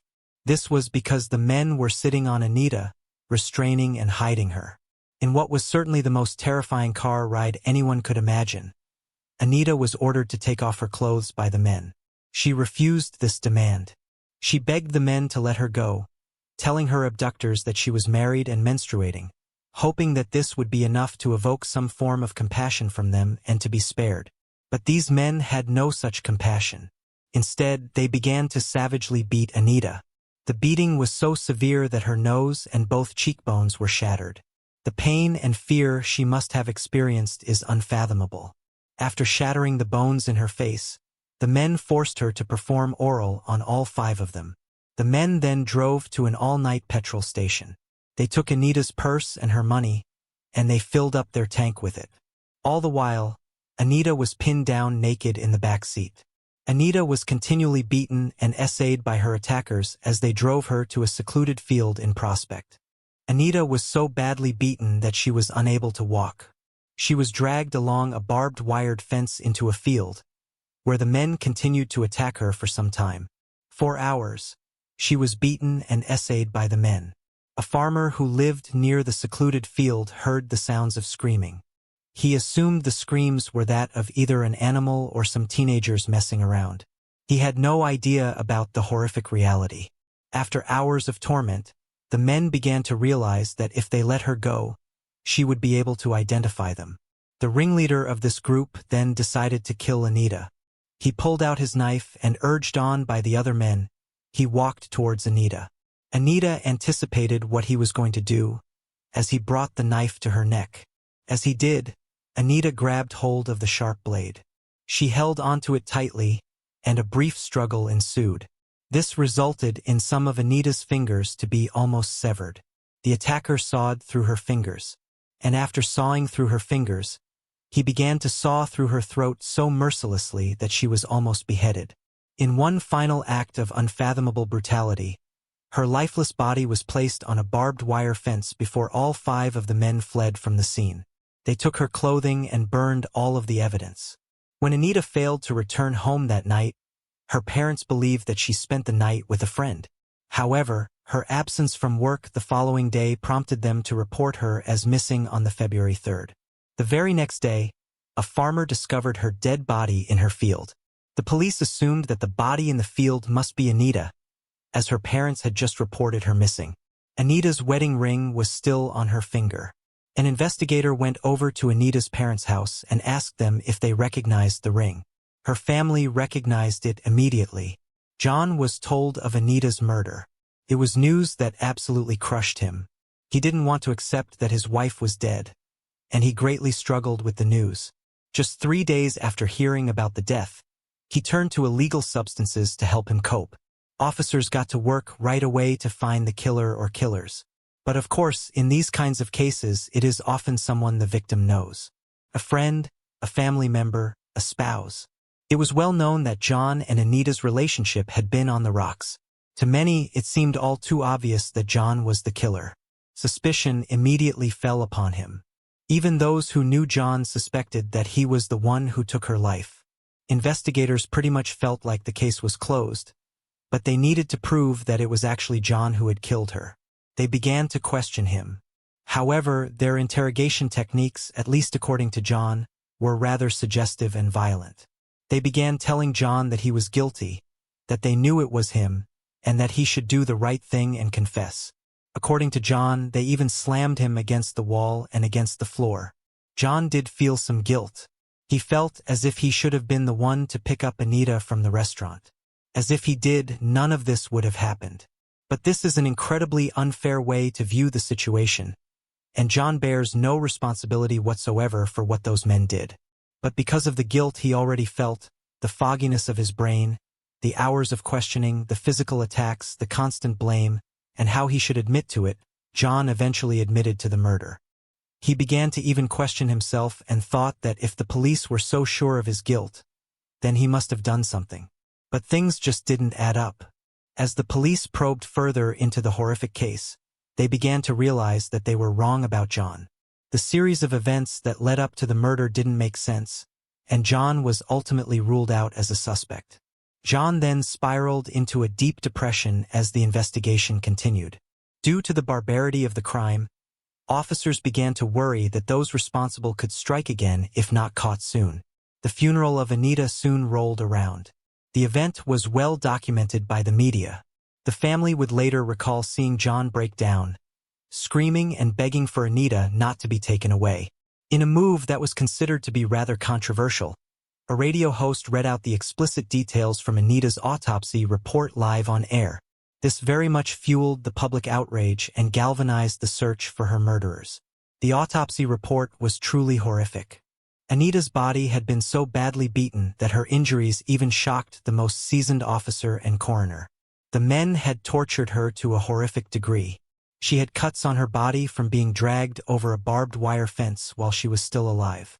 Several cuts to her neck, and her ear was almost severed. She had extensive and extreme bruising to her face, head, shoulders, leg, groin, back, and thighs. The attackers seemed to have specifically targeted her breasts and groin, as these were severely damaged. Her windpipe was severed, and her 3 fingers had nearly been totally severed. This was from when Anita defended herself from the attackers. In fact, it seemed that Anita fought incredibly hard for her life, as the coroner found many defensive wounds completely black. Both of her cheekbones were shattered, and both shoulders were dislocated. There were also rumors that a knife had been used on Anita's genitals as a way to torture her, although the coroner later refuted this claim. The government then posted a substantial reward of $50,000 for information leading to the capture of her killer or killers. It was clear to those who carried out the autopsy that Anita would have suffered an extremely painful death. Her murder, even to this day, is considered to be one of Australia's most horrific. And to many people, this is the worst. The name Anita Cobby is very well known in the country. After the autopsy results were read out on the radio, the public became infuriated and demanded justice. Justice. They wanted the people responsible to hang. Investigators then retraced Anita's last known movements, hoping that reenacting her last days alive could trigger some witnesses to come forward. A crucial breakthrough came when a police informant tipped authorities off about a stolen car. This would later lead to the arrest of John Travers and Michael Murdoch. Travers admitted that he had stolen the car, but made conflicting statements about the murder and was detained in police custody. They believed that he was responsible, but they couldn't get a confession out of him. John Travers then requested that a friend be called, and the number of this friend was handed to the investigating police who contacted the woman. The woman turned out to be John Travers' auntie and was dubbed Mrs. X. Mrs. X agreed to help with the investigation, giving authorities details of John's background. Despite being a relative, Mrs. X was disturbed and disgusted by what had happened to Anita Cobby. She believed that if John was indeed guilty of this crime, then he should face justice. Conversation with both John Travers and Michael Murdoch. Both of the men admitted to the crime. This then led to the arrest of 3 brothers, Michael, Gary, and Les Murphy. All 5 men were charged with the murder of Anita Cobby. It was within 22 days of the murder that all 5 men were charged, with the police commended for their swift and efficient response. Michael Murphy and his brother Gary were the last to be caught as they were on the run. They were eventually found, and when Gary was arrested, he was so frightened that he wet himself. A struggle ensued, and Gary tried his best to resist arrest. This resulted in his face being scraped all across the ground as he was arrested, causing great injury to his skin. Gary would later claim that the police did this deliberately. When the news broke that the men had been caught, hundreds gathered at the station. People were absolutely furious. Some officers were even worried that the mob that had gathered would try and drag them into the streets and to seek their own justice. So now the killers were caught, but there was a haunting question that gnawed at the public's collective conscience. Just who would commit a crime so unimaginably cruel? The ringleader of the gang was John Travers, only 18 years old at the time of the murder. John had a long history of criminal activity. He was the oldest of 8 children and was raised in poverty in Blacktown. By the age of 14, he was already an alcoholic and was expelled from school. When his father left the family in 1981, John relied on petty crime to provide for his family before his mother's health deteriorated so severely that he and his siblings were sent off to live with foster families. Most disturbingly was John's history of violent behavior that would foreshadow the brutal murder of Anita Cobby. He displayed violent impulses towards men, women, and often animals. It is alleged that he would essay birds that he would steal before butchering them and cooking them. He would also essay lamb and sheep before butchering them and roasting their carcasses. Michael Murdoch was John's childhood friend and criminal associate. He spent a large portion of his youth in juvenile prisons, where he experienced extreme violence. The trial of Anita Cobby's murder began in Sydney on March 16, 1987. As they were marched into the courtrooms, crowds gathered, many pointing at Gary as he walked in and saying, "That's the coward who wet himself." The prosecution presented a compelling case against the accused. They relied on forensic evidence, witness testimonies, and the confessions obtained during the police investigation. The defense for the accused mounted various strategies, including attempting was during his arrest. One of the officers who had arrested him was brought into the courtroom. Gary's defense lawyer questioned the officer, demanding to know why Gary's face had been all scratched up. The officer replied, "It must have happened when up." The officer replied, "It must have happened when I had my boot on his head." The defense argued that the confessions were coerced and that the forensic evidence might not be conclusive. The trial was a spectacle with the public closely watching on in hopes that justice would be served. After a lengthy and emotional trial, the jury returned its verdict. John Travers, Michael Murdoch, and the Murphy brothers were all found guilty of abduction, SA, and the murder of Anita Cobby. They were all sentenced to life in prison without the possibility of release. It also came to light that in the weeks before he killed Anita Cobby in February of 1986, John Travers also put a knife to the neck of a 17-year-old in Western Australia and forced himself upon him. The two attacks were almost identical, but the 17-year-old's life was spared. Despite the maximum sentences, many of the public found this to be too lenient. The public wanted them to suffer the same fate as Anita, or at the very least, have them executed. There were images of some of the killers smiling after being charged, clearly having zero remorse for the hideous crime. The lack of remorse angered the public a great deal more, leading to further calls for them to be put to death. Following the tragic loss of their daughter, Anita Cobby's parents joined forces with the parents of another murder victim, and together, they founded the Homicide Victim Support Group, a community organization to aiding families dealing with heinous crimes. Anita's parents also played a significant role in advocating for tougher sentences in the wake of their daughter's murder. These efforts eventually led to changes in the legal system. One of the 5 men, Michael Murphy, died in Long Bay Hospital on February 21, 2019 at the age of 66. The other men remain behind bars. Some of them have faced regular beatings from other inmates.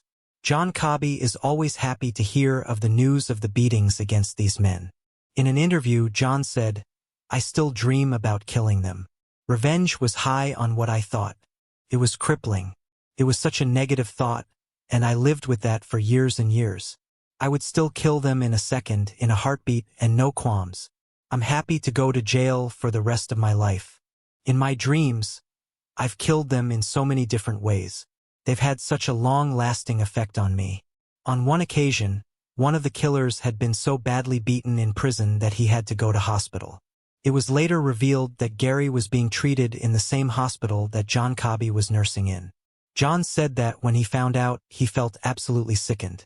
John told those close to him that Gary is lucky that he didn't know he was in the hospital. Because if he did know, he said he would have killed him in a second. As the years went by, John Cobby was able to beat his addictions and was able to move on and meet someone else. He even remarried and had 2 children, but the couple have since separated. John also changed his name from Cobby to Francis in 1987, as he felt the name Cobby made him synonymous with the murder of Anita, and he also felt responsible for her death. However, years later, he decided to change his name back to Cobby with his children supporting him and following suit. They too changed their names from Francis to Cobby. Both of Anita's parents have since passed away. Anita's sister has said that her parents never got over the death of Anita. They struggled with it every day of their lives. Mrs. X, The woman who was able to help bring the killers to justice and recorded her nephew's secret confession is still to this day in witness protection. There are those who were close to the killers who were not so happy with her involvement, and those people want her dead. For simply doing the right thing, she still receives very credible death threats. The trial of Anita Covey's murderers was a pivotal moment in Australian legal history. The verdict brought a small sense of closure to Anita's family and to the public. Even those who had never even met Anita were heavily invested in the case. A plaque was placed in the Sydney hospital to honor the life of Anita. Now, this is something that is truly disgusting. The New South Wales Bar Association has backed a plan that could turn the definition of a life sentence on its head and would allow Anita Covey's 4 surviving killers to seek leniency and a potential release. Offenders once considered to be violent and dangerous could be released after imprisonment, counseling, and simple maturing. Anita's family fought hard to make sure the killers would never be released. So in many people's eyes, to have them have the slightest chance of release would be a great injustice.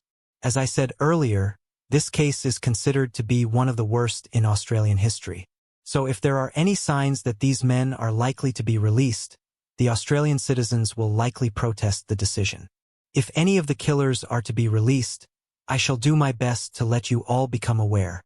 We can only hope that the 4 remaining killers are kept where they belong.